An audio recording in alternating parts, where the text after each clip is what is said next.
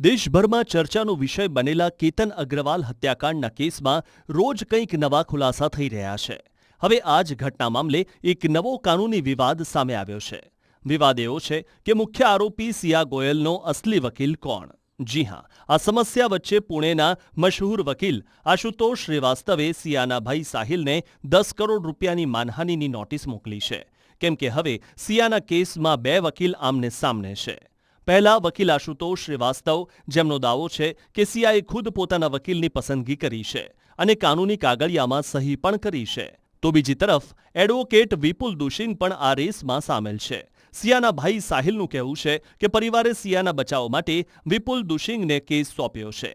આ વિવાદ વધ્યો ત્યારે કે જ્યારે આરોપી સિયાએ કોર્ટમાં સુનાવણી દરમિયાન કહ્યું કે આશુતોષ મારા વકીલ નથી, સારા વકીલ વિપુલ છે. આ ઉપરાંત સાહિલે મીડિયામાં એવું નિવેદન આપ્યું હતું કે આશુતોષ શ્રીવાસ્તવને તેણે વકીલ તરીકે નથી રાખ્યા.